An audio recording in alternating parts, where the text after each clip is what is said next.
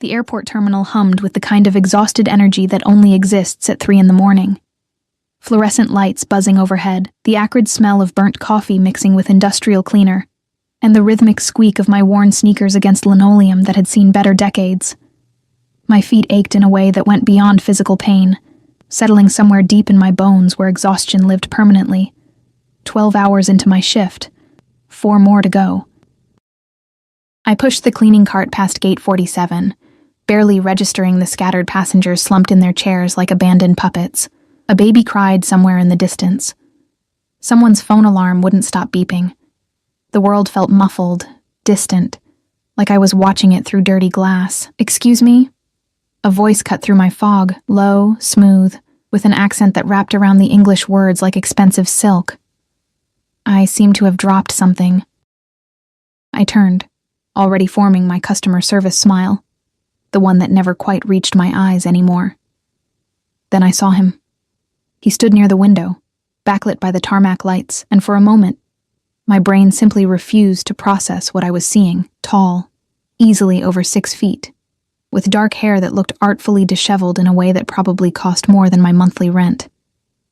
Sharp cheekbones cast shadows across his face, and his eyes. God, his eyes were the color of whiskey held up to firelight, assessing me with an intensity that made my breath catch. He wore what looked like a casual outfit. Dark jeans, a fitted black Henley. But there was nothing casual about the way the fabric draped over what was clearly an athletic build, or the way his leather jacket probably cost more than my car, if my car actually ran. What did you drop? My voice came out smaller than intended. His lips curved into something that might have been a smile if it had reached those unsettling eyes. My pen. It rolled under your cart, I think. I blinked, looking down at the industrial cleaning cart that held nothing but dirty rags, spray bottles, and the crushed dreams of every night shift worker. Sure enough, wedged against the wheel was a pen. But not just any pen. Even in the harsh terminal lighting, I could see it was the kind of writing instrument that belonged in a museum, all gleaming metal and what looked like actual diamonds. Oh. I crouched down, my joints protesting, fingers reaching for the pen. The metal was cold, heavy, obscenely expensive against my calloused palm. As I straightened, I caught a whiff of his cologne, something dark and woody with notes of bergamot and danger. If danger had a smell. It probably did, and it probably smelled exactly like this. Thank you. His hand extended, and I noticed things I shouldn't have noticed. No wedding ring. Expensive watch, the kind with complications I couldn't name. A thin white scar running along his knuckles.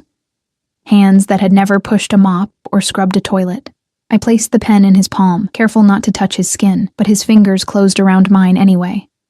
The contact sent electricity up my arm, and I jerked back instinctively. You work hard. It wasn't a question. His eyes traveled over my faded uniform, lingering on the name tag that read, Emma, happy to help, in cheerful letters that mocked my exhaustion. How long is your shift? I should get back to work. Professional. Keep it professional. Don't think about how his voice makes your spine tingle. Don't notice how he's looking at you like you're something rare and interesting instead of invisible. Of course. He stepped back, but something in his posture suggested he wasn't used to people walking away from him. I'm waiting for a delayed flight, gate 52. Perhaps I'll see you again before I board. It should have sounded like a casual comment. It didn't. It sounded like a promise, or maybe a warning. I nodded, grabbing my cart and pushing it away with more force than necessary. My heart hammered against my ribs like it was trying to escape. Stupid.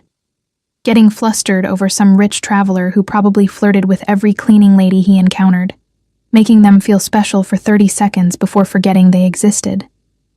But I could feel his eyes on me as I walked away, could feel them like a physical touch burning between my shoulder blades. The next hour passed in a blur of trash bins and bathroom checks. I tried to focus on the familiar rhythm of work, the mindless tasks that usually helped me forget about my studio apartment with the leaking ceiling, the medical bills from my father's final hospital stay still sitting unpaid on my kitchen counter, the community college classes I'd had to drop because I couldn't afford books and rent in the same month. I tried. I failed. Because every time I turned a corner, I caught glimpses of him. Sitting at gate 52, laptop open, but his attention never quite on the screen. Always watching. Always aware. And he wasn't alone. I noticed that now. 2 men in dark suits flanked him at a distance, pretending to read newspapers, but their eyes constantly scanned the terminal. Security? Bodyguards? Who travels with bodyguards at 3 a.m? Emma, you got Section C tonight? Marge's gravelly voice startled me. My supervisor looked like she'd been born tired, cigarette smoke permanently embedded in her gray hair. Yeah, finishing up now. Good. Some VIP requested the executive lounge be deep cleaned. Boss wants you on it. My stomach sank.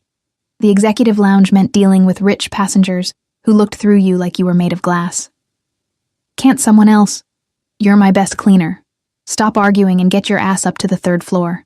The executive lounge was everything the main terminal wasn't. Soft lighting, leather chairs that probably cost more than I made in a year, and the kind of hush that only money could buy. Classical music played softly from hidden speakers. The air smelled like expensive coffee and privilege. It was empty except for one person. Him. He sat in a corner chair, one leg crossed over the other, that whiskey gaze finding me immediately. A slow smile spread across his face. The kind of smile that made my survival instincts scream warnings my body chose to ignore. We meet again. His voice carried across the empty space like a caress. My fingers tightened on the cleaning supplies. I'm here to clean. The staff said there was a request. There was. He stood, moving with a grace that seemed almost predatory, each step deliberate, measured. I made it. The air left my lungs. What? I wanted to see you again, without interruptions. He gestured to the space around us, empty, private, isolated, without eyes watching. Except his eyes were watching, devouring more like, taking in every detail of my cheap uniform, my tired face, my confusion. I don't understand. You can't just... People don't request private cleaning sessions. My voice wavered between professional protocol and pure panic. People don't. He stepped closer, and I caught that scent again. Bergamot, cedar, and something darker I couldn't name. Power, maybe. Possession.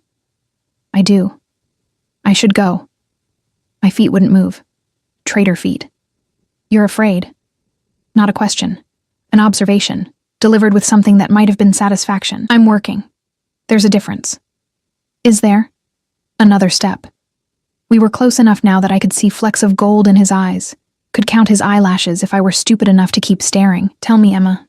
Happy to help. When was the last time someone saw you, really saw you? The question hit like a physical blow. My throat tightened. You don't know anything about me. I know you work night shifts because they pay better and you need every dollar. I know you're educated. Your vocabulary is too refined for someone who only finished high school. I know you're alone because there's no ring on your finger and no one waiting in your phone. You've checked it 7 times in the past hour and never smiled once. His hand reached up, and I should have moved, should have run. But I was frozen as his fingers barely brushed my cheek, catching a strand of hair that had escaped my ponytail. I know you're exhausted in a way that sleep won't fix, and I know that you're far too beautiful to be invisible. My breath came in short gasps. This is inappropriate. I need to... What's your full name? What? Your full name. The badge only says Emma. Emma. Emma Hartley. Why was I answering? Why wasn't I running? Emma Hartley. He repeated it like he was tasting wine, rolling each syllable around before swallowing it. Beautiful. It suits you. And yours? The question escaped before I could stop it. Something flickered across his face. Surprise, maybe, or amusement. Dante. Dante Caruso. The name landed between us like a stone dropping into still water, sending ripples I couldn't quite interpret. Italian. Sophisticated. Dangerous. Well, Mr. Caruso, I really do need to clean Dante. His voice dropped lower, intimate. Just Dante. And you don't need to clean anything, I told you. I requested this because I wanted to talk to you. Why? The word burst out, sharp with confusion and something else. Fear? Excitement? The line between them blurred. Why would you want to talk to me? I'm nobody. I'm just the cleaning lady you'll forget about by morning. His expression darkened, those whiskey eyes turning almost black. "You're not nobody. Don't ever say that again." The command in his voice made me take a step back, my hip hitting the cleaning cart. Bottles rattled. My hands shook. "I'm sorry, I didn't mean to..." To what? Offend him? This was insane. This whole situation was insane. "Emma." He moved closer again, eliminating the distance I'd created. "I'm going to be very honest with you. From the moment I saw you in that terminal, pushing that cart like the weight of the world was on your shoulders, I couldn't look away. Do you know how rare that is? How rarely someone captures my attention so completely?" I shook my head mutely. Very rare. His hand came up again, this time cupping my jaw with a gentleness that contradicted everything about his intensity. His thumb brushed across my cheekbone, and I couldn't stop the small gasp that escaped. "I want to know you. I want to understand what haunts those beautiful eyes. I want..." His phone buzzed. Then again. The spell shattered. Dante's jaw clenched as he pulled out his phone, glancing at the screen. His expression shifted, still intense, but now laced with something harder, colder. He typed a quick response, and I noticed his security detail had appeared at the lounge entrance, their expressions urgent. "I have to go." The words came out clipped, reluctant. "My flight is ready."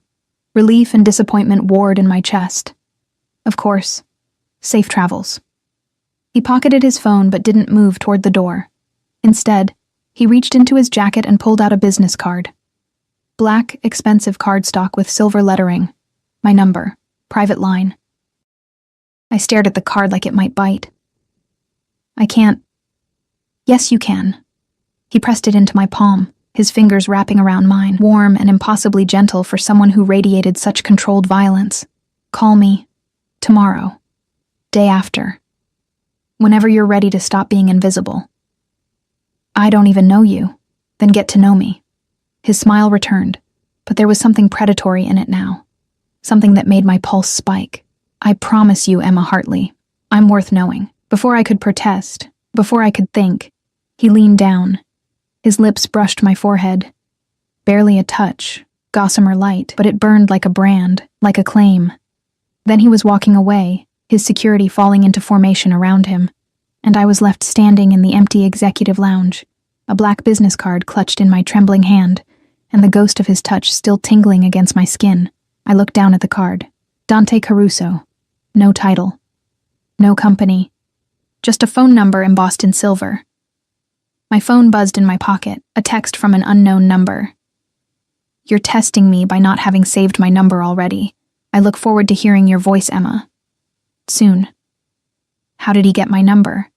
My hands shook harder as reality crashed back. The fluorescent lights, the classical music, the scent of his cologne still lingering in the air like smoke. I was just a cleaning lady. He was... What? Who traveled with armed security and requested private meetings in executive lounges at 4 a.m. I should throw away the card, block the number. Forget this ever happened. Instead, I slipped the card into my pocket, feeling its weight like a dangerous secret. Outside the lounge windows, I watched a private jet taxi toward the runway. Sleek, black, expensive. As it turned, I caught a glimpse of someone standing at one of the windows. Even from this distance, even through tinted glass, I felt those whiskey eyes watching me. The plane disappeared into the darkness, and I was left alone with a business card, a phone number, and the terrifying certainty that my invisible life had just become devastatingly, dangerously visible. I didn't call. For 3 days, that black business card sat on my kitchen counter like a coiled snake, beautiful and venomous. I'd circle it while making my instant coffee, stare at it while eating cereal straight from the box, feel its presence like a pulse in the cramped studio apartment that smelled perpetually of mildew and failure. "You're testing me." His words echoed through my exhausted brain during every shift. I'd scrub toilets and remember the way his thumb had brushed my cheekbone, empty trash bins and recall that gossamer touch on my forehead, mop floors and feel those whiskey eyes burning into me from across impossible distances. "You look like shit," Marge observed on the 4th night, her cigarette-roughened voice cutting through my fog. "More than usual, I mean. Thanks for the pep talk. I'm serious, Emma. You getting sick? Can't afford to lose you during holiday travel season." "Holiday season. Right. Christmas decorations had started appearing in the terminal, plastic garland and artificial cheer that made the fluorescent wasteland somehow more depressing. Families traveling to see loved ones, couples going on romantic getaways. And me, invisible Emma Hartley, pushing her cart through other people's joy. I'm fine. I wasn't fine. My phone buzzed constantly with texts from that unknown number. Never demanding, never crude, just persistent. Good morning, Emma. I hope you slept better than I did. Thinking about you is becoming a dangerous distraction. 3 days. You're stronger than I anticipated. Or more stubborn. I'm not used to waiting. It's making me realize how much I want to hear your voice. I should have blocked the number, changed my own, filed some kind of complaint, though I wasn't even sure what the complaint would be. Rich stranger is interested in me? But I didn't block him. I read every message. Sometimes twice. Sometimes until my eyes burned and my chest ached with something I refused to name. The 4th night bled into the 5th morning. My shift ended at 7, and I stepped out into cold December air that bit through my thin jacket. The bus stop was 3 blocks away. My feet already hurt. My soul hurt worse. Emma Hartley. My name, spoken in that accent that turned syllables into silk. I spun around so fast I nearly dropped my bag.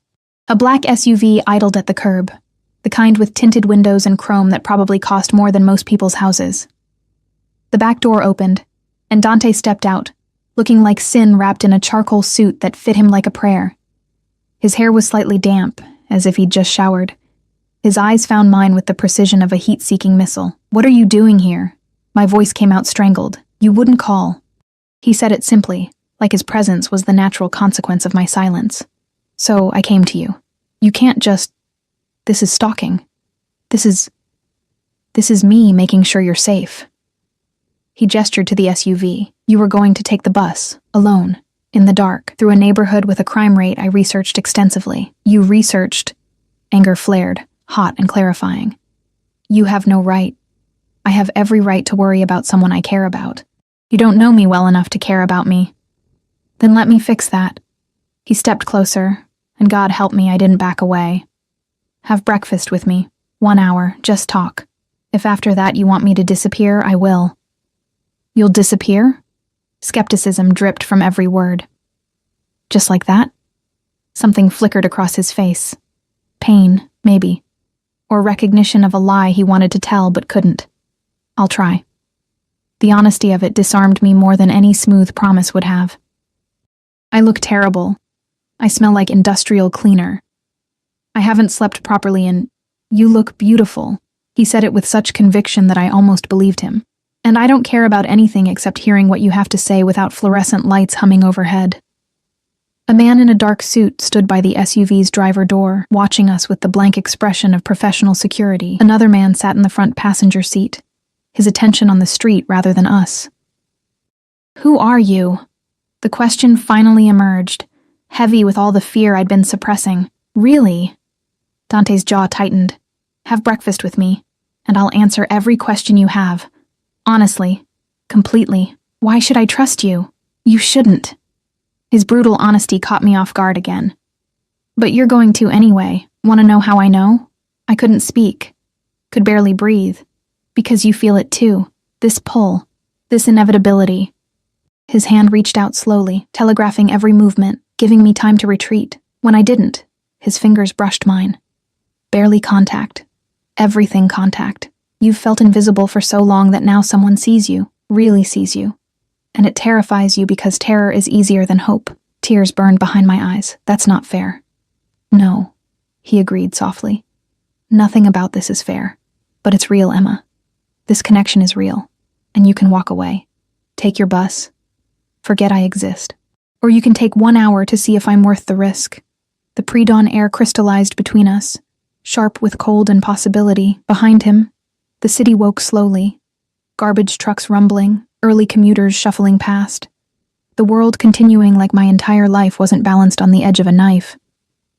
1 hour, I heard myself say. And you answer everything. His smile could have melted steel. 1 hour. Everything. The SUV's interior smelled like leather and luxury. I slid across seats that probably cost more than my yearly salary, hyper-aware of my cheap uniform against such opulence. Dante settled beside me, close but not crowding, though I felt every inch of space between us like static electricity. The driver pulled smoothly into traffic. No one spoke. The silence felt heavy with unspoken things, with promises and threats tangled together like barbed wire wrapped in silk. We drove through the city as it transformed from night to day, leaving behind the airport's industrial sprawl for neighborhoods that grew progressively more expensive. Brownstones became mansions. Chain-link fences became wrought iron. The people on the streets wore coats that actually kept them warm. Where are we going? My voice sounded small in the SUV's hushed interior, somewhere private. Dante's eyes remained fixed on me, as if memorizing every detail. Somewhere we can talk without interruption. Alarm bells rang. I thought you meant a restaurant, a public... Emma. He shifted slightly, and suddenly his hand covered mine on the seat between us. Warm, solid, grounding. I meant what I said. 1 hour. Questions and answers. But I can't give you honest answers in a place where anyone might overhear. My life is complicated. Dangerous, even. If you're going to know who I am, it needs to be somewhere secure. That doesn't exactly make me feel safer. I know. His thumb traced circles on my knuckles, and I hated how my body responded, pulse quickening, breath shortening. But safe and comfortable aren't always the same thing. I'm offering you truth. Truth is rarely comfortable. The SUV turned through gates that opened automatically, wrought iron topped with decorative spikes that looked less decorative and more defensive. A cobblestone drive curved through manicured gardens still green despite December's chill, and then the house, no, mansion, rose before us like something from a movie. Stone and glass and wealth that screamed old money, the kind that didn't need to announce itself. You live here? I breathed. One of my properties, the most secure. The SUV stopped beneath a covered portico. No one can get in without my permission. No one can hurt you here. Hurt me. Why would I need protection from being hurt? The driver opened my door, his face professionally blank. I stepped out onto cobblestones that probably cost more per square foot than my rent. The early morning air smelled different here, cleaner, perfumed with expensive landscaping rather than exhaust fumes and desperation. Dante's hand found the small of my back, guiding me toward massive double doors that opened before we reached them. A woman in a crisp uniform stood inside. Older, severe, with eyes that assessed me in one sweeping glance and clearly found me wanting. Mr. Caruso, breakfast is prepared in the solarium as requested. Thank you, Teresa. His voice carried authority that made the woman's spine straighten imperceptibly. We're not to be disturbed. Of course, sir. The interior was everything I expected, and nothing I could have imagined. Marble floors reflected morning light streaming through windows 2 stories tall. Art that looked museum quality hung on walls painted in rich, muted tones. A sweeping staircase curved upward like something from a fairy tale.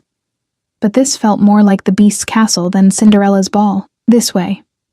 Dante's hand remained on my back, warm through my thin uniform shirt, as he guided me through hallways that whispered wealth with every step.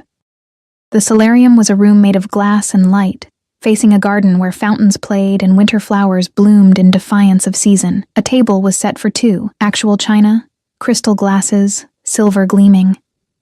Food spread across the surface like a magazine spread. Fresh fruit, pastries that smelled like butter in heaven, eggs that weren't from a carton, coffee that actually steamed. My stomach growled audibly. I couldn't remember the last time I'd eaten something that didn't come from a microwave or vending machine. Sit. Eat. Dante pulled out a chair, actual chivalry from someone who looked like he could kill without breaking a sweat. We'll talk while you have breakfast. You're not eating? I ate hours ago. I don't sleep much. He took the chair across from me, close enough to touch if either of us reached across the table. But I'll have coffee with you. I should have felt awkward, eating in my dirty uniform while he watched in his expensive suit. Should have felt self-conscious about the way I attacked the food like a starving animal, but the pastry melted on my tongue, and the fruit tasted like actual fruit instead of something engineered for long shelf life. And the coffee... God, the coffee was revelation. Good? Amusement colored his voice. It's obscene, I admitted around a mouthful of croissant. Everything's obscene. This house. This food. You, his eyebrow lifted. Me? Heat flooded my cheeks. I meant, this whole situation is obscene. I'm a cleaning lady eating breakfast in a mansion with a stranger who... I stopped, setting down my coffee cup with hands that trembled slightly. Who are you, Dante Caruso? Really? The amusement faded from his expression. He leaned back in his chair, coffee cup cradled in his hands, those whiskey eyes holding mine with uncomfortable intensity. I'm the head of a family business. Very old, very established. We deal in imports, exports, logistics, real estate, completely legitimate on paper. He paused, letting the weight of on paper settle between us. But the foundation of my empire, my family's empire, was built on less legal enterprises, protection, gambling, activities that exist in shadows because society is hypocritical about its vices. The air left my lungs. You're Mafia. The word landed like a gunshot in the peaceful solarium. Though we prefer organization or family, Mafia sounds so dramatic. But yes, Emma, I'm what you're thinking, what you're fearing right now. I should have run, should have screamed, should have done anything except sit there, frozen, as reality rearranged itself into something terrifying. You're a criminal. I'm a businessman who operates outside conventional legal boundaries. His voice remained calm, matter of fact. I don't deal drugs. I don't traffic humans. I have lines I won't cross, but yes, by legal definition, I'm a criminal. And you just told me? Just like that? You asked for truth. He set down his coffee cup, leaning forward with sudden intensity. I won't lie to you, Emma. Not now. Not ever. That's a promise I'm making. Right here. Right now. You want to know who I am? I'm dangerous. I'm powerful. I've done things that would make you run screaming, but I'm also the man who saw you in that terminal and felt something I didn't think I was capable of feeling anymore. What? Pity? Recognition. The word hit like a punch. You know what it's like to be invisible, to work yourself to exhaustion for scraps while people with everything walk past without seeing you. I know what it's like to be seen only for what you can do, what you can provide, never for who you are. We're both performing roles, Emma. Yours is just more honest than mine. I pushed back from the table, standing on shaking legs. I need to leave. This is insane. You're insane. I'm terrified. I know. He stood too, moving around the table with that predatory grace. But you're also intrigued, because for the first time in years, someone powerful isn't looking through you. They're looking at you, seeing you, wanting you. You don't want me. You want some fantasy, some project. I want you, Emma Hartley. He was close now. Close enough that I could see the gold flecks in his eyes, could smell that bergamot and cedar cologne that haunted my dreams. 26 years old. Father died 6 months ago from cancer. Dropped out of community college to care for him. Working night shifts because they pay an extra $2 an hour. Lives alone in a studio apartment on Fletcher Street with a leaking ceiling and neighbors who fight at 2 a.m. Allergic to shellfish. Reads thriller novels from the library because you can't afford to buy books. Wanted to be a teacher before life happened. Horror and violation warred in my chest. How do you know all that? I had you investigated. No apology in his voice. The moment you gave me your full name, I needed to know everything. I needed to know if you were dangerous, if you were sent by enemies, if you were real. You investigated me like I'm a criminal? I investigated you like you're someone who matters. His hand reached up, stopping just short of touching my face. And what I found was a woman who deserves so much more than what life has given her. A woman who's strong enough to survive but shouldn't have to merely survive. A woman I want to protect, to spoil, to possess. The word escaped before I could stop it. That's what this is. Not attraction. Possession. His eyes darkened, but he didn't deny it. Perhaps. Is that so terrible? To be possessed by someone who would burn the world to keep you safe? Yes! The word burst out, sharp with panic, and something else. Something that felt dangerously like excitement. That's exactly what's terrible about this. I'm not a thing to be possessed. I'm not some project for you to fix. You're right. His hand dropped. You're not. You're a person who deserves choice. So here's yours. I'll have my driver take you home. You'll never hear from me again. I'll erase my number from your phone. Disappear from your life as completely as I entered it. Or, You stay. You let me show you what your life could be. Not as my possession, as my partner. My equal in ways that matter, even if our worlds are oceans apart. His voice dropped lower, intimate. I'm offering you escape, Emma, not from your problems. I'll solve those regardless of your choice. Your father's medical bills, already paid. Your rent, covered for a year. Your car? Fixed and waiting at your apartment. The world tilted. You... What? You can't just... I already did. Before I came to the airport this morning. Because whether you choose me or not, I refuse to let you struggle when I have the power to help. Tears burned hot. That's manipulation. You're trying to buy me. I'm trying to take care of you. The words exploded from him with surprising emotion. You've taken care of everyone else your entire life. Your father. Your responsibilities. Your survival. When does Emma get taken care of? When does someone tell Emma that she matters, that she deserves rest, that she shouldn't have to scrub toilets at 3 a.m. just to keep a roof over her head? You don't get to decide that, but my voice cracked on the words. You don't get to swoop in and fix my life like I'm some charity case. You're not charity. You're... He ran a hand through his hair, frustration evident in every line of his body. You're the first real thing I've felt in a decade. And maybe that's selfish. Maybe I'm trying to possess you because letting you walk away feels like losing something vital. But I'm honest about it, Emma. I'm not pretending to be a good man. I'm offering you a devil's bargain with full disclosure. The solarium felt too small suddenly, the glass walls closing in like a beautiful cage. What happens if I stay? What does that even mean?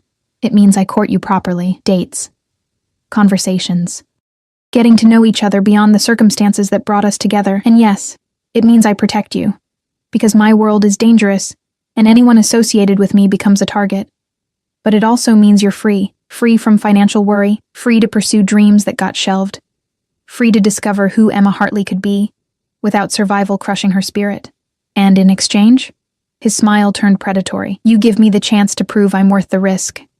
To show you that darkness isn't always evil. Sometimes it's just honest about its nature. My phone buzzed in my pocket, probably Marge wondering why I wasn't answering her texts, the real world calling me back, demanding I return to fluorescent lights and aching feet and invisible existence. I looked at Dante Caruso, Mafia boss, dangerous man, someone who shouldn't want me and whom I definitely shouldn't want back. But I saw something in those whiskey eyes that terrified me more than his confession. I saw recognition. I saw hunger. I saw the same desperate loneliness that stared back at me from my bathroom mirror every morning. 1 month, I heard myself say. You get 1 month to prove this isn't insanity. But I keep working. I keep my apartment. I don't become dependent on you until I'm sure. Deal. He crossed the space between us before I could blink, his hands cupping my face with a gentleness that contradicted everything I knew about him. 1 month. But Emma? By the end of it, you're going to beg me to take care of you. That's not arrogance. That's a promise. Then his lips were on mine, possession and question tangled together, demanding and asking simultaneously. His mouth tasted like coffee and danger, and something addictive I couldn't name. My hands found his jacket lapels. Whether to push him away or pull him closer, I couldn't say. When he finally pulled back, we were both breathing hard. You're testing me, he whispered against my lips, echoing his own words from days ago. And I love it. Outside the solarium's glass walls, the sun had fully risen, bathing the garden in golden light that felt like a beginning or an ending or both at once. The first week of my deal with the devil passed in a blur of contradictions that left me spinning. Dante kept his word. I continued working my night shifts, continued living in my apartment with its leaking ceiling, continued my life as if nothing had changed. Except everything had changed. The medical bills that had haunted me for months vanished like smoke. My landlord suddenly became accommodating about repairs. My ancient car not only ran but purred like it had been reborn. And every night, without fail, a black SUV appeared at the end of my shift. You don't have to do this, I told Dante on the third night, sliding into the leather interior that no longer felt quite so foreign. I can take the bus. His expression in the dim light was unreadable. Humor me. The thought of you alone on public transportation at dawn makes me... He stopped, jaw clenching. Humor me. So I did. Because arguing with Dante Caruso about my safety was like arguing with a mountain about moving. Immovable. Absolute. Slightly terrifying in its intensity. He took me to breakfast after each shift. Never the mansion again. Instead, small cafes that opened early. Places with worn wooden tables and coffee that steamed in chipped mugs. Places that felt real, lived in. Nothing like the opulence of his world. "Tell me about your father," he said one morning, his fingers wrapped around a coffee cup, eyes intent on my face. The question caught me off guard. Why? Because he shaped you. Because understanding him helps me understand you. He leaned back, that predatory grace evident even in stillness. Because I want to know everything. So I told him. About my father's laugh that could fill a room. About how cancer had hollowed him out slowly, stealing pieces until only pain remained. About sitting by his hospital bed reading thriller novels aloud, because the stories distracted him from dying. He made me promise something, I heard myself say, staring at my own coffee, at the end. He made me promise I'd live, really live, not just survive, that I'd find someone who saw me as precious, not convenient. Smart man. Dante's voice was soft. What would he think of me? I looked up, meeting those whiskey eyes that always saw too much. He'd say you're dangerous, that I should run. And yet you're here. And yet I'm here. I couldn't quite explain why, even to myself. The days blurred together. Work, sleep, stolen hours with Dante where he'd appear without warning, at the library where I returned books, standing in the stacks like he belonged among stories and dust, at the grocery store where I counted pennies, suddenly beside me filling my cart with things I'd never have bought myself. "You're following me," I accused, equal parts annoyed and thrilled. "Protecting you," he corrected, dropping organic vegetables into my cart. "There's a difference." "Is there?" His smile was predatory. Not really. But it sounds better. His honesty was disarming. Most men would have lied, would have pretended their stalking was accidental. Dante owned it, wore it like armor, dared me to object, while his eyes promised he wouldn't stop regardless. "This is insane," I muttered, but I didn't tell him to leave. I couldn't, because beneath the fear, beneath the rational voice screaming warnings, something else was growing, something that felt dangerously like need. On the 8th day, everything shifted. I was leaving work, routine by now, expecting the black SUV, expecting Dante's intense gaze and careful questions, but the vehicle that pulled up was different. White, unfamiliar, the window rolled down, revealing a face I hadn't seen in 3 years. Marcus Chen, my ex-boyfriend, the one who'd left when my father got sick, when life got hard, when I became more burden than pleasure. "Emma." His smile was the same, charming, shallow, worthless. "Long time." Ice flooded my veins. "What are you doing here? Heard you came into some money, medical bills paid, new car." He leaned out the window, that smile widening. "Thought maybe you'd want to catch up. Talk about old times. I have nothing to say to you. Come on, Em. Don't be like that. We were good together. Before everything got complicated." His eyes traveled over my uniform with barely concealed contempt. "You're still cleaning toilets? With all that money someone's spending on you?" Rage, hot and clarifying, burned through the ice. "Leave. Now." "Or what? You'll call your sugar daddy?" He laughed, cruel and knowing. "Yeah, I know about him. Whole neighborhood's talking. Emma Hartley's got herself a rich boyfriend. Good for you, playing the poor girl card. Always knew you were smarter than you looked." My hands clenched into fists. "You don't know anything about... Is there a problem?" Dante's voice cut through the pre-dawn air like a blade. He materialized from the shadows near the terminal entrance, his security detail flanking him. Silent, threatening, utterly focused. His expression was pleasant. His eyes promised murder. Marcus's smile faltered. "Who the hell..." "The man who's been paying Emma's bills." Dante moved with liquid grace, positioning himself between Marcus and me. "The man who takes care of what's his. The man who's wondering why you're bothering her when she clearly wants you gone. Look, I don't want trouble." "Then leave." The pleasantness evaporated from Dante's voice, leaving only cold command. "And if I see you near Emma again, if I hear you've spoken to her, if I catch even a whisper of your name in connection with hers, I'll make sure you regret every choice that led you to this moment. Am I clear? Marcus's face went white. Whatever he saw in Dante's expression made him nod frantically. Crystal. Yeah, clear. The white car peeled away, tires squealing against pavement. Silence settled, heavy and dangerous. Dante turned to me, and the coldness in his eyes transformed into something else, fury mixed with concern, mixed with possession so intense it should have terrified me. Who was he? His voice remained carefully controlled, but I heard the violence underneath. No one. My ex. He left when things got hard, and now he's back because he thinks you have money. Not a question. A statement delivered with absolute certainty. Did he hurt you? When you were together? Not physically, just he made me feel small, worthless. Like I was lucky he bothered with me at all. Dante's jaw clenched so hard I heard his teeth grind. His name. I need his name. Why? Because I'm going to make sure he never feels entitled to your attention again, fear spiked. Dante, no. You can't what? Protect you? Make sure the people who've hurt you understand that's no longer acceptable? He stepped closer, his hands finding my shoulders, grip firm but somehow gentle. Emma, you're under my protection now. That means anyone who causes you pain answers to me. That's not normal. I'm not normal. His hand slid up to cup my face, forcing me to meet his intense gaze. I told you what I am, what I do. Did you think that was abstract, theoretical? I protect what's mine, Emma, completely, absolutely, without mercy. I'm not yours. But the words came out weak, unconvincing even to my own ears. Aren't you? His thumb brushed across my lower lip, and I couldn't stop the shiver. You've had breakfast with me every morning for 8 days. You let me drive you home. You let me into your life. You're testing boundaries, seeing how far I'll go, what I'll tolerate. Let me answer that. I'll go to the ends of the earth for you. I'll tolerate nothing that causes you pain.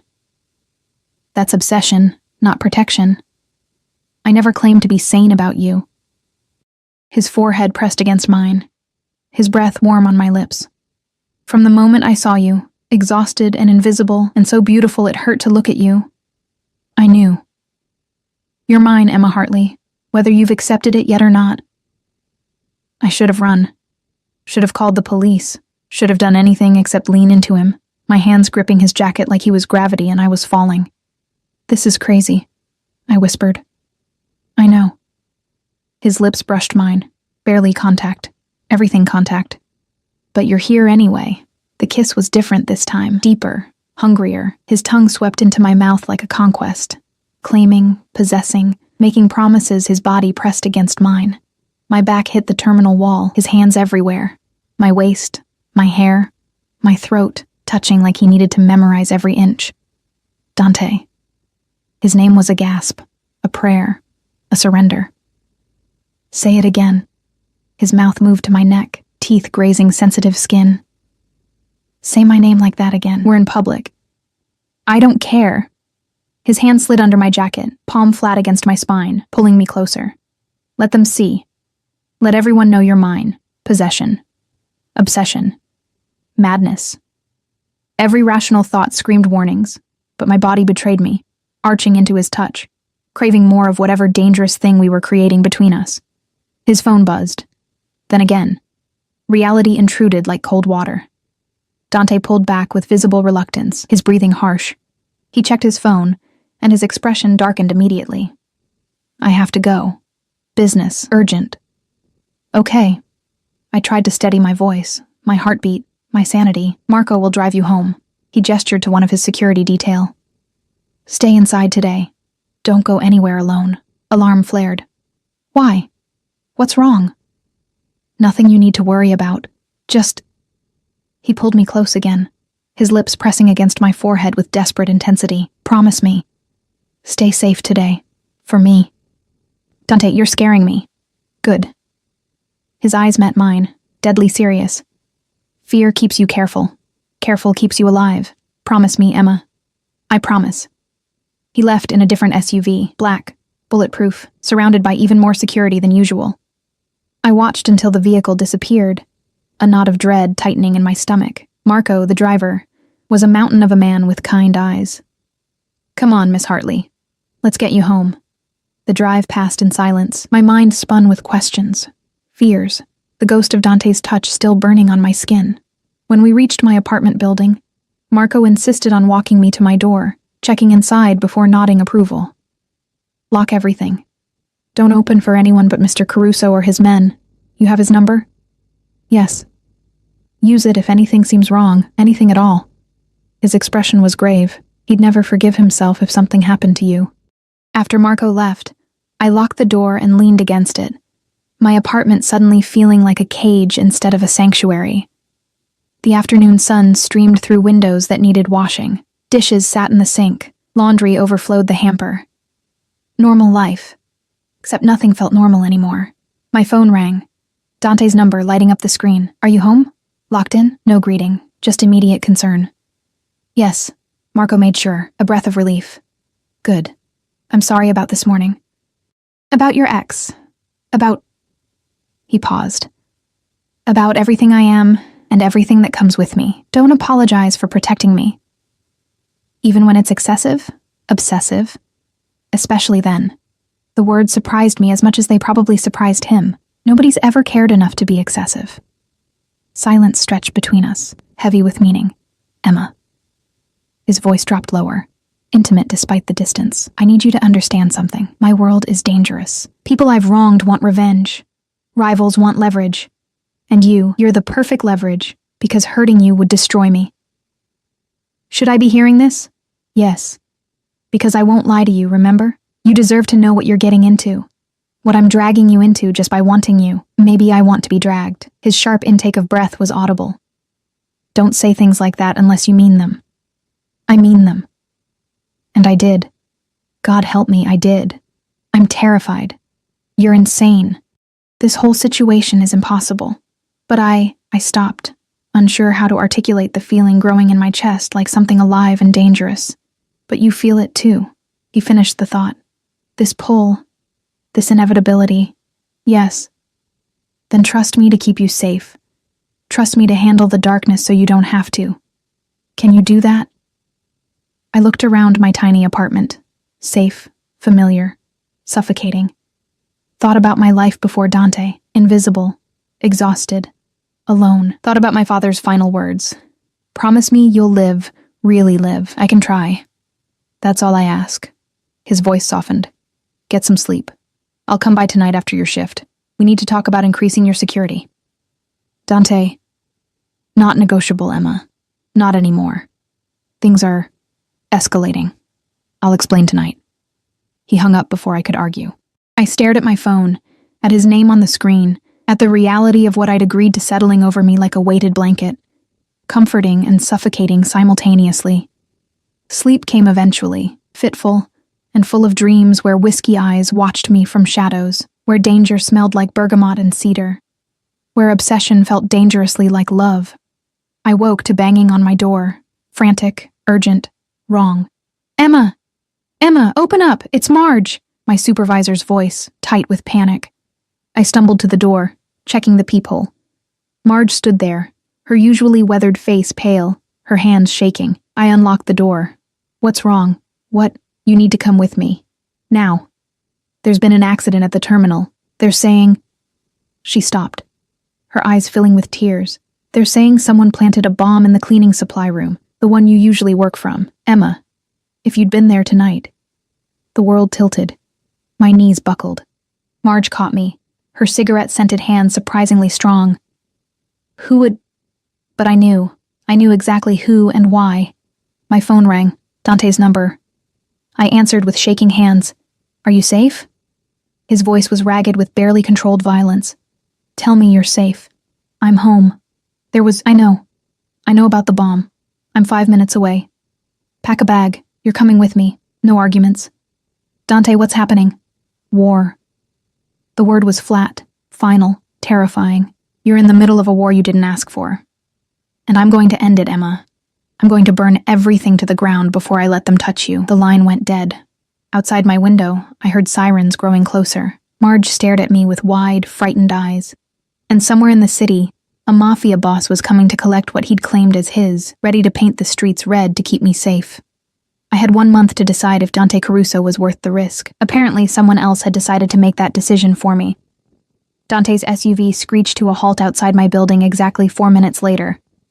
I watched from my window as he emerged, no longer the carefully controlled man who courted me over coffee.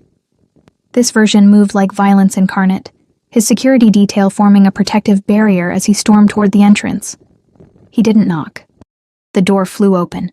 He must have gotten a key from the landlord, or picked the lock, or simply willed it open through sheer force of fury. His eyes found me immediately, scanning for injuries with an intensity that stole my breath. "You're okay." Not a question. A statement he needed to confirm with his own eyes. "You're actually okay." I wasn't there. I was sleeping. Marge came to tell me. He crossed the room in 3 strides, pulling me against his chest with desperate strength. His heart hammered beneath my ear, his hands fisting in my hair like he needed to convince himself I was real. When I got the call, his voice was raw, broken in ways I'd never heard. When they told me there was an explosion at the terminal, in the cleaning area, all I could think was that I'd failed, that I'd let them hurt you, that I'd lost you before I ever really had you. Who's they? I pulled back enough to see his face. Who did this? His jaw clenched, fury and something darker flickering across his expression. The Volkov Bratva, Russian organization that's been trying to muscle into my territory for months. They must have been watching, saw me with you, decided you were the perfect target, terror crystallized in my veins. They tried to kill me to get to you. They tried to send a message. They failed. His hands cupped my face with devastating gentleness that contradicted the violence in his eyes. But they won't stop, Emma. Not now.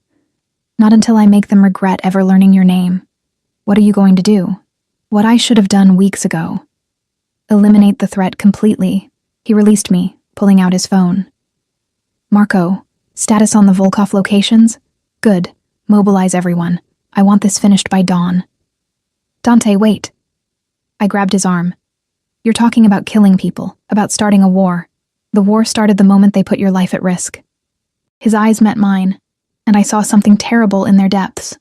Absolute conviction, zero remorse. I told you what I am, Emma. I'm not a good man. I don't negotiate with people who threaten what's mine. I erase them. The casual way he said it should have horrified me. Maybe it did. But beneath the horror was something else. A primitive satisfaction that someone cared enough to burn the world for my safety.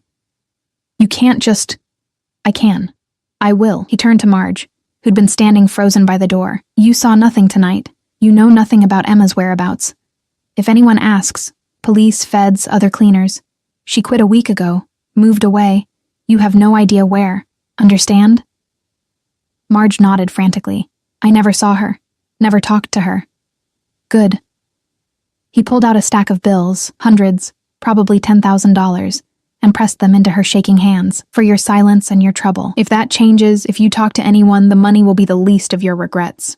The threat was delivered with such casual certainty that Marge blanched.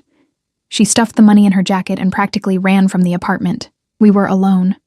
The silence felt apocalyptic. Pack. Dante's voice shifted to command. Essentials only. Everything else I'll replace. We leave in 5 minutes. Where are we going? Somewhere safe. Somewhere they can't touch you while I handle this. He moved through my tiny apartment with predatory efficiency, already assessing, cataloging, dismissing most of my possessions as irrelevant. Do you have a passport? Yes, but bring it. Bring any documents you can't replace. Birth certificate, social security card. Photos you care about. Everything else is expendable. My hands shook as I grabbed a duffel bag, stuffing it with clothes that suddenly felt absurdly mundane. Jeans, t-shirts, underwear. How do you pack when your life is being dismantled by forces beyond your control? The photo album. Dante's voice softened slightly. He'd found my small album on the bookshelf. Pictures of my father, my childhood, the life before everything fell apart. This matters to you. Bring it. I took it with numb fingers, tucking it carefully into the bag. 5 minutes of packing to leave behind everything I knew. 5 minutes to step fully into Dante's world with no possibility of return. I'm scared. The admission escaped before I could stop it. He was there immediately, his hands on my shoulders, his forehead pressed to mine. I know. And I'm sorry. I'm so goddamn sorry that my life has infected yours, that my enemies became your enemies just because I couldn't stay away from you. Do you regret it? Meeting me? Never. The word was absolute. Even knowing it put you in danger, even knowing what's coming, I'd do it again. I'd do it 1,000 times, because you're mine, Emma, and I protect what's mine with everything I am. His phone buzzed. He checked it, his expression darkening further. They hit one of my warehouses, retaliation for me pulling you out. They're escalating. Because of me. Because they're idiots who think they can challenge me and survive. He grabbed my bag, slinging it over his shoulder. Come on. The longer we stay, the more risk. The hallway was eerily empty as we descended. Dante's security had already cleared the building, positioned at strategic points, weapons barely concealed. This was military precision, organized violence. The machine of his empire functioning with terrifying efficiency. The SUV waited, engine running, surrounded by 3 other identical vehicles. A convoy, an army mobilizing for war. Which one? I asked. Middle vehicle. The others are decoys in case they try to follow. He helped me inside, sliding in beside me. The door closed with a heavy thunk. Bulletproof, I realized. Armored. Built to withstand attacks. We pulled away from my building, from my old life, from everything familiar. I watched through tinted windows as my neighborhood disappeared, replaced by increasingly affluent streets, then highways, then roads I didn't recognize. Where are we actually going? I asked after 20 silent minutes. My estate outside the city, 40 acres, completely secured, state-of-the-art surveillance. Nothing gets in or out without my knowledge. He reached for my hand, his fingers interlacing with mine. You'll be safe there while I handle the Volkov situation. How long will that take? As long as necessary. His thumb traced circles on my palm. Could be days. Could be weeks. Depends on how quickly they accept their defeat. And if they don't accept it? His smile was all predator. Then they die slowly instead of quickly. The casual way he discussed murder should have repulsed me. Instead, I found myself squeezing his hand tighter, drawing comfort from his absolute certainty. He was a monster. But he was my monster, standing between me and other monsters who wanted me dead. The estate appeared through morning fog like something from a Gothic novel. Sprawling stone mansion surrounded by walls that looked decorative, but were clearly defensive. Guards patrolled the perimeter, cameras dotted every angle. This wasn't just a home, it was a fortress. Welcome, Dante said softly, to the only place in the world where you're completely untouchable. Inside, the house was as opulent as I remembered from the solarium breakfast. But now I noticed details I'd missed. Panic rooms disguised as closets, security monitors hidden in artwork, the subtle bulges under servants' jackets that suggested weapons. Everyone here was armed. Everyone here was ready for war. Teresa will show you to your room. Dante gestured to the severe woman who'd served us breakfast before. Rest, eat, do whatever you need. I have to go handle business. Wait. I caught his arm before he could leave. When will you be back? Something flickered across his face. Surprise that I cared, maybe, or satisfaction. Late tonight, maybe tomorrow morning. Depends on how the meetings go. Meetings. I tried not to picture what his meetings actually entailed. Right. He pulled me close, his kiss fierce and claiming, tasting like desperation and ownership. Don't leave the estate. Don't trust anyone except Teresa and Marco. And Emma? His eyes burned into mine. If something happens to me, if I don't come back, there's a safe in the master bedroom. Combination is your birthday. Inside is everything you need. New identity, money, contacts who can get you out of the country. Promise me if it comes to that, you'll run and never look back. Terror seized my throat. Nothing's going to happen to you. Probably not. But I plan for every contingency. His hand cupped my cheek. Promise me. I promise. Another kiss?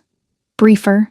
Then he was gone, striding out with his security detail, leaving me alone in a mansion that felt more like a beautiful prison than sanctuary. Teresa cleared her throat. Your room is this way, Miss Hartley. Would you like lunch sent up? I followed her through hallways that whispered wealth and danger, up a sweeping staircase, down a corridor lined with paintings whose subjects seemed to watch with knowing eyes. The room she led me to was larger than my entire apartment. King bed with silk sheets, floor-to-ceiling windows overlooking manicured gardens. A bathroom with a tub that could fit 3 people. Mr. Caruso had your size sent over this morning. Teresa gestured to a walk-in closet now filled with clothes bearing designer labels I'd only seen in magazines. Everything should fit. If you need alterations, let me know. He did all this in 4 hours? Mr. Caruso is very efficient when motivated. Her expression softened fractionally. He cares for you. I've never seen him like this about anyone. You've known him long? Since he was a boy. I raised him after his parents died. She moved to the windows, adjusting curtains. He's dangerous, Miss Hartley, violent, capable of terrible things, but he's also fiercely loyal to those he loves. If you're under his protection, you're safer than you'd be anywhere else in this world. And if I'm the reason he gets hurt, then you'll understand exactly what it means to be loved by a man like Dante Caruso. She headed for the door, pausing at the threshold. Lunch in an hour. Don't try to leave the estate. The guards have orders to keep you here. Gently if possible. The door closed with a soft click, leaving me alone in luxurious captivity. I explored the room like a prisoner mapping their cell, tested the windows, locked, checked the bathroom, obscenely opulent, examined the closet, clothes in exactly my size, which should have been romantic but felt like surveillance. My phone sat on the bedside table, deliberately placed by someone. When I picked it up, I found only one contact remaining. Dante. He'd erased everything else, my old life, my contacts, anything that could tie me to the person I used to be, protecting me or controlling me. Maybe both. Maybe there was no difference anymore. Hours crawled past. Lunch arrived on a silver tray, food I couldn't taste. Afternoon faded to evening. I tried on clothes that fit perfectly. Each garment a reminder that Dante knew my body better than I'd realized. Had he watched me that carefully, measured me with his eyes during those breakfast conversations? Night fell. Still no word. I stood at the window, watching security patrols cross the grounds with military precision, and tried not to imagine what Dante was doing, tried not to picture blood on his hands, bodies falling, the violence he wielded so casually in my defense. My phone rang at midnight. Dante's name lit up the screen. Are you safe? I answered immediately. His laugh was dark, exhausted. Worried about me, sweetheart?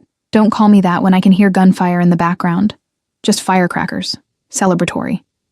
But I heard the lie in his voice, heard the strain. The Volkov leadership is negotiating. It's going well. You're hurt. Silence. Then, how do you know? I can hear it in your voice. How bad? Nothing that won't heal. More gunfire. Closer this time. Shouting in Russian. I have to go. Just wanted to hear your voice. Wanted to remember why I'm doing this. Dante, lock your door tonight. Keep your phone close. And Emma? His voice dropped to something raw and honest. I'm coming back to you. Whatever it takes, whoever I have to kill, I'm coming back. The line went dead. I stood there in the darkness, phone clutched in shaking hands, and finally admitted the truth I'd been avoiding since that first night in the terminal. I was falling in love with a monster. And the most terrifying part was that I didn't want to stop. Dawn broke over the estate in shades of gold and crimson, beautiful and ominous, like blood diluted in honey. I hadn't slept, had spent the night pacing my gilded cage, jumping at every sound, imagining worst-case scenarios with vivid clarity. The door opened without warning. I spun around, heart hammering. Dante stood in the doorway, and my breath caught. His suit was ruined, blood spatters across the white shirt, jacket torn at the shoulder, a cut above his eyebrow that had stopped bleeding, but looked vicious. His eyes were hollowed with exhaustion, and something darker, the aftermath of violence, the residue of things he'd done and couldn't undo. You're alive, the words tumbled out, relief and fury tangled together. I'm alive. He stepped inside, closing the door. The Volkov Bratva is no longer a concern. Their leadership is dead. Their organization is scattered. You're safe, Emma. Completely safe. You killed them. Not a question. I erased them. He said it without remorse, without apology. Every single person who knew your name, who might have seen your face, who could have posed a threat, they don't exist anymore. I should have been horrified, should have run screaming. Instead, I crossed the room and wrapped my arms around him, holding tight despite the blood, despite everything. You're insane, I whispered against his chest. I know. His arms came around me, crushing me close. But I'm yours, And you're mine. And anyone who tries to change that ends up like the Volkovs. He kissed me then, desperate and claiming, tasting like violence and devotion. His hands roamed my body like he needed to confirm I was real, whole, his. I kissed him back with equal desperation, pouring every complicated emotion into the contact. When we finally broke apart, both breathing hard, his forehead rested against mine. "I love you," he said simply. "I know it's too soon. I know I'm too much. But I love you, Emma Hartley, and I need you to decide. Are you mine? Completely? Or do I let you go before I drag you deeper into the darkness?" I looked into those whiskey eyes that had seen me from the first moment, that had made me visible when the world looked through me. Thought about my father's dying words about living, really living. Thought about the choice before me, safety in invisibility or danger in being seen, cherished, possessed by someone who would burn the world to keep me safe. "I'm yours," I whispered.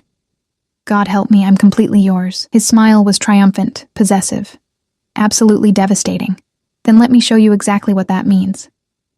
Bloco 5, Final.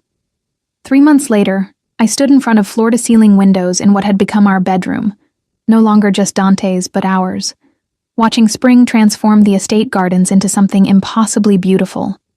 Cherry blossoms drifted like pink snow. Fountains sparkled in morning light. The world outside these walls continued spinning, but inside, time moved differently.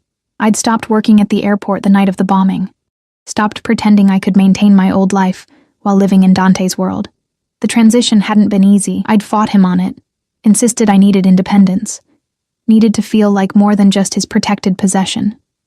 "Then go back to school," he'd said simply, pulling up university websites on his laptop. "Finish your degree, become the teacher you wanted to be, but do it without exhausting yourself, without choosing between dreams and survival." So I had. I was enrolled at the state university, taking education classes, rediscovering the person I'd buried under years of mere survival. Dante had been right.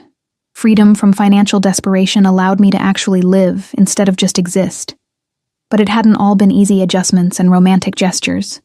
The nightmares came first, vivid dreams of bombs, of men with guns, of Dante not coming back from one of his business trips. I'd wake screaming, and he'd be there immediately, pulling me against his chest, whispering promises in Italian I didn't understand but felt in my bones.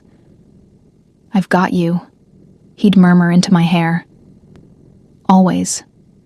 Nothing's taking you from me." Then came the reality of his world seeping into mine. The armed guards who followed me to campus. The background checks on every friend I made. The way people looked at me once they realized who I belonged to. Fear, respect, calculation. "They're using you," I'd accused Dante after a study group invitation turned out to be someone's daughter trying to get her father's gambling debts forgiven. "Everyone wants something from you through me." His expression had darkened dangerously. "Then I'll make it clear that using you has consequences. Permanent ones. You can't threaten everyone who talks to me. Watch me." We'd fought about it. Spectacular, volatile arguments where my frustration collided with his obsessive protectiveness. He'd accused me of being naive about human nature. I'd accused him of being paranoid and controlling. Both of us were right. Both of us were impossible, but we always came back together, always ended up tangled in each other. His hands in my hair, his mouth on mine, whispering apologies and promises and dark, possessive words that shouldn't have made me melt, but absolutely did. "You're mine," he'd growl against my throat. Every breath, every heartbeat, every thought in that beautiful head. Mine. Say it. "Yours," I'd gasp. "Always yours." The possessiveness should have suffocated me. Instead, it made me feel treasured in ways I'd never imagined possible. Dante didn't just want me, he needed me with an intensity that bordered on addiction, and I was honest enough to admit I needed him just as desperately. My phone buzzed on the dresser, Dante's name lighting up the screen. He'd left early this morning for meetings I didn't ask about, wearing a suit that cost more than most cars, and an expression that promised violence to someone. "Hey," I answered, unable to keep the smile from my voice. "How's my girl?" The rough affection in his tone never failed to make my stomach flip. Your girl is trying to write a lesson plan and getting distracted by the obscene luxury you insist on surrounding her with. His laugh was dark and satisfied. Good. You should be distracted by thoughts of me. I'm certainly distracted by thoughts of you. Dante. Warning and invitation tangled in his name. I'll be home by noon. Wear the green dress. We're going out. Where? You'll see. Trust me? I looked around our bedroom, at the life we'd built from violence and obsession and something that had grown into genuine, terrifying love. Always. That's my girl. He paused, and I heard voices in the background, tension creeping into his tone. I have to go. Stay on the estate today. Marco and Teresa are there if you need anything. Is everything okay? Everything's fine. Just some loose ends to handle. The lie was smooth, practiced. I love you, Emma. I love you too. The call ended, leaving me staring at my phone with familiar unease. Loose ends in Dante's vocabulary usually meant something violent, something he shielded me from but couldn't entirely hide. I'd learned to read the signs, the tension in his shoulders when he returned home, the blood he thought he'd washed away but lingered under his fingernails, the darkness in his eyes that took hours of holding me to fade. I was in love with a monster, but he was my monster, and I'd stopped trying to reconcile that contradiction. The morning passed slowly. I worked on my lesson plan, teaching methods for elementary students, innocent and normal and surreal given my current reality. Teresa brought lunch on a silver tray, her expression unreadable. Mr. Caruso called. He'll be delayed. Dinner instead of lunch. Something in her tone made my spine straighten. Is he in danger? Mr. Caruso is always in some danger, Miss Hartley. It's the nature of his position. She set down the tray with precise movements. But he's also very good at surviving. 20 years in this life, and he's never lost a fight that mattered. What about fights that didn't matter? Her expression softened fractionally. Those he walked away from. For you. He's changed since you came into his life. Softer in some ways. More dangerous in others. How can he be both? Because now he has something worth protecting beyond his empire. You make him vulnerable, Miss Hartley. And a vulnerable Dante Caruso is far more lethal than an invincible one. She left before I could process that, leaving me alone with lunch I couldn't eat and thoughts that spiraled into worry. Hours crawled past. I tried reading. A thriller novel that felt absurdly tame compared to my actual life. Tried studying. Tried not checking my phone every 30 seconds for updates that didn't come. 4 o'clock became 5. 5 became 6. Still no word. At 7, I called him. The phone rang once before going to voicemail. Disconnected or declined, my stomach dropped. Marco! I found Dante's head of security in the kitchen, talking quietly with 2 other guards. Have you heard from Dante? His expression was carefully neutral. Not in the past hour, Miss Hartley. But that's not unusual during negotiations. What negotiations? What's really happening? I can't discuss Mr. Caruso's business with you. His orders. Frustration burned hot. I'm not some child to be protected from reality. If he's in danger, if Mr. Caruso is in danger, there's nothing you can do except wait here where he knows you're safe. Marco's voice gentled slightly. That's the hardest part about loving a man like him, Miss Hartley. Learning to trust that he'll come back. I wanted to scream. Wanted to demand answers. Wanted to storm out and find Dante myself. But I was trapped. By his protection. By my own helplessness in his violent world. By the terrible understanding that my presence might make things worse instead of better. So I waited. Paced the bedroom until my feet ached. Watched the sunset in colors that reminded me of blood and fire. Tried not to imagine worst-case scenarios that played like horror movies behind my eyes. At 9:30, I heard vehicles on the drive. Multiple engines. Urgent movements. My heart hammered as I ran to the window. 3 SUVs pulled up to the entrance, and my breath stopped entirely. Dante emerged from the middle vehicle. Alive, upright, but clearly injured. His left arm hung at an odd angle. Blood soaked through his shirt. His face was a mask of controlled pain and fury. Marco and 2 other men supported him as he climbed the front steps, moving with the careful precision of someone holding themselves together through sheer will. I flew down the stairs, taking them 2 at a time, terror and relief warring in my chest. Teresa tried to stop me at the bottom, but I pushed past her. bursting into the foyer just as they were helping Dante through the door. "Oh my God." The words came out strangled. His head snapped up, those whiskey eyes finding me immediately. Despite the pain, despite the blood, his expression softened. "I'm okay. It looks worse than it is. You're covered in blood. Most of it's not mine." He tried to smile, failed. "Emma, I need you to go upstairs." "Absolutely not." I was at his side before anyone could stop me, my hands hovering over him, terrified to touch and cause more pain. What happened? Ambush. Remnants of the Volkov organization seeking revenge. His jaw clenched as Marco helped him toward the study. They're dealt with. Permanently. But I took a bullet to the shoulder and my arm's broken. "You need a hospital. I have a doctor coming here." Hospitals ask questions. He let them guide him to a leather sofa, his face going gray with pain as they lowered him down. "Emma, please. I need you to not look at me like that." "Like what?" "Like you're watching me die." His good hand reached for mine, grip surprisingly strong. "I'm not dying. I've survived much worse." "That's not comforting." The doctor arrived within minutes, a severe woman who clearly knew Dante well and had no patience for emotional scenes. She ordered everyone out except Marco, but I planted my feet and refused to budge. "I'm staying." Dante's expression was unreadable. "Emma, I'm staying." Each word came out sharp, brooking no argument. "You don't get to shut me out of this part. If I'm yours, if this is my life now, then I'm here. For all of it."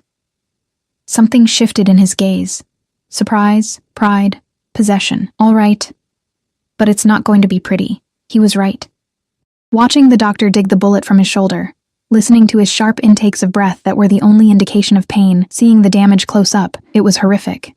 But I held his good hand through all of it, grounding him, refusing to look away even when everything in me wanted to run. "You're stronger than I gave you credit for," he said afterward, voice rough from pain, and probably the whiskey they'd given him for it. His shoulder was bandaged, arm set in a cast, bruises already blooming across his ribs. Most people can't watch that without fainting. Most people aren't in love with someone who gets shot at regularly. I sat beside him carefully, mindful of his injuries. "This is what you meant, isn't it? When you said your world was dangerous?" "Yes."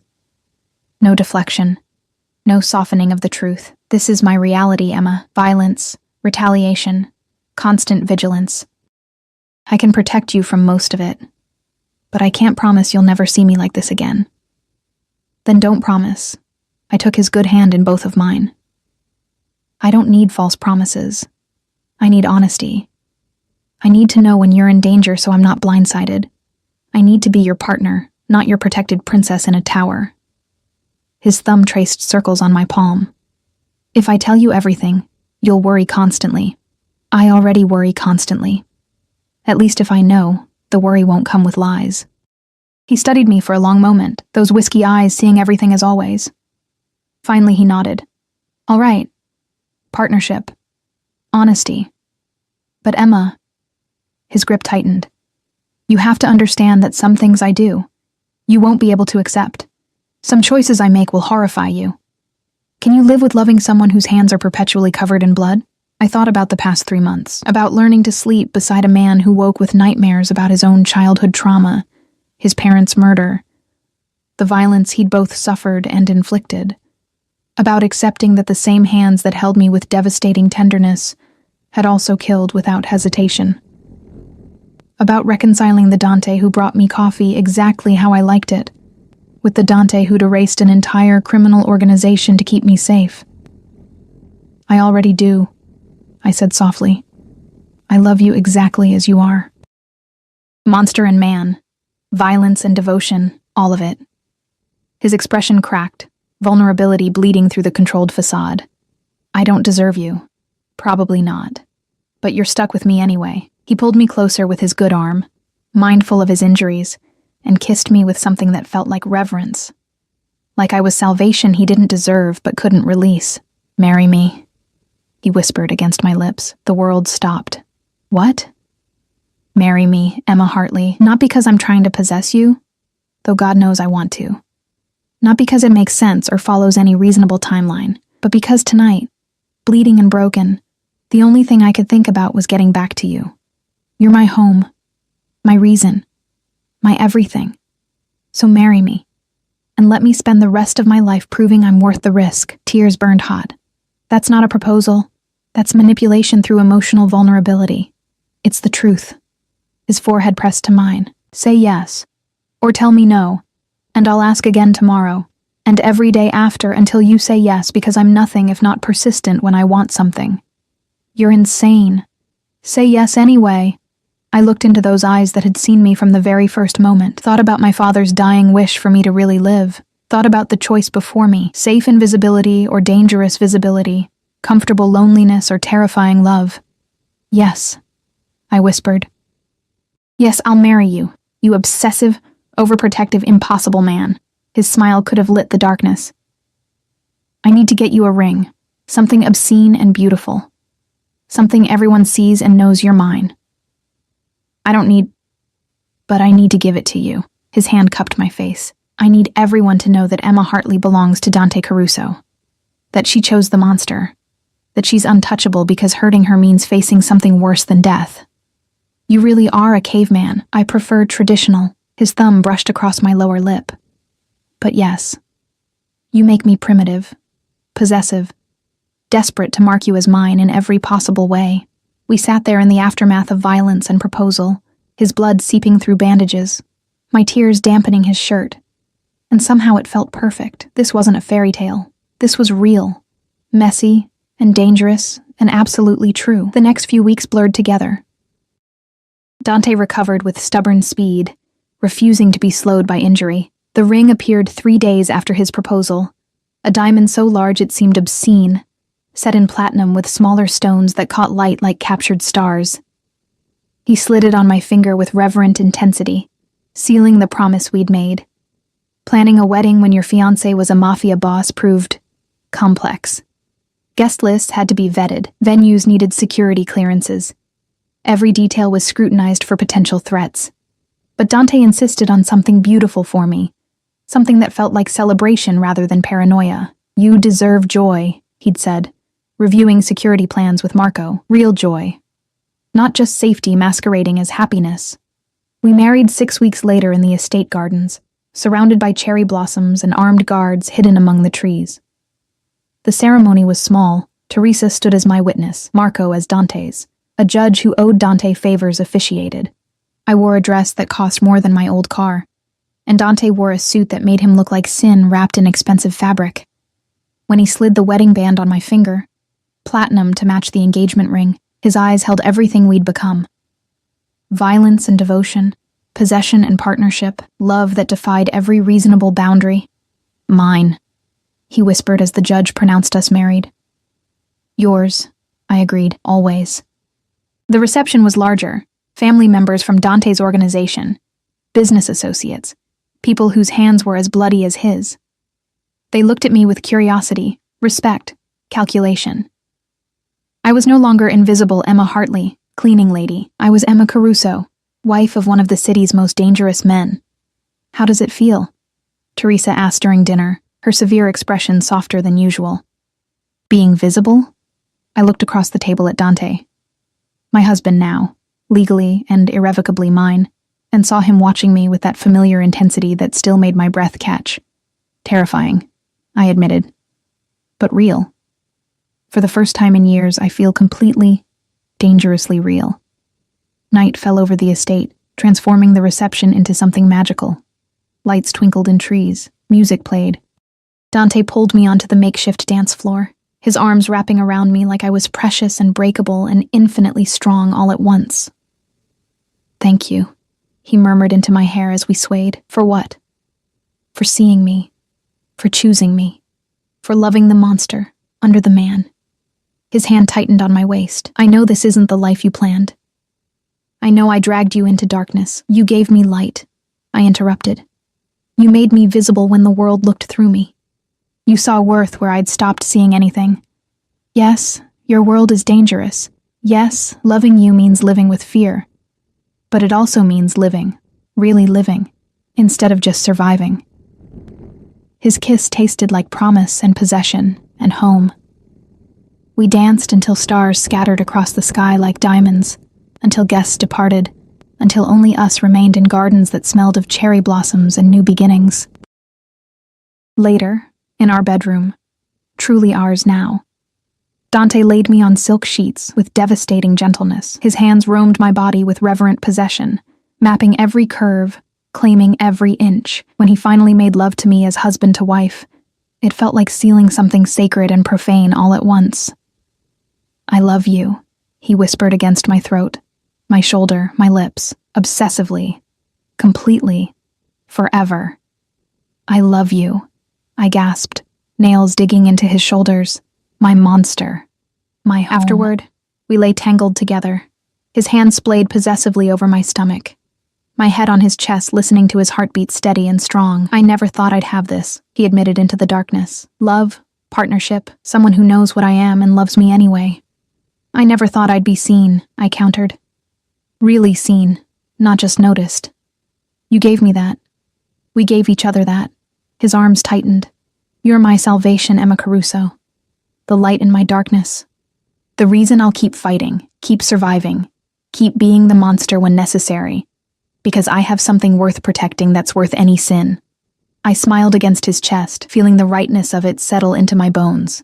This wasn't a fairy tale. This was better. Real and complicated and absolutely true.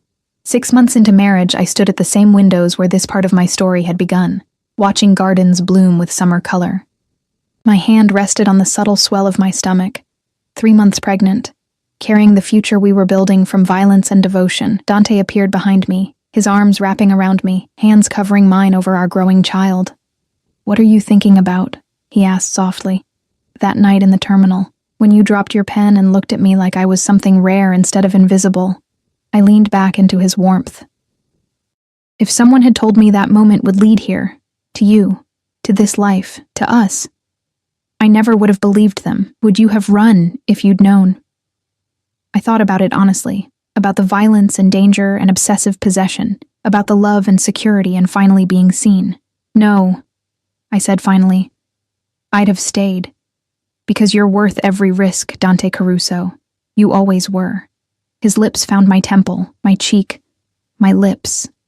Soft kisses that promised forever. Outside, the world continued spinning. Dangers lurked. Enemies plotted. Darkness existed in corners and shadows. But here, in our fortress made of stone and love and absolute certainty, we were untouchable. I was no longer invisible Emma Hartley, drowning in survival. I was Emma Caruso, seen, loved, possessed by a man who would burn the world to keep me safe, and I wouldn't have it any other way.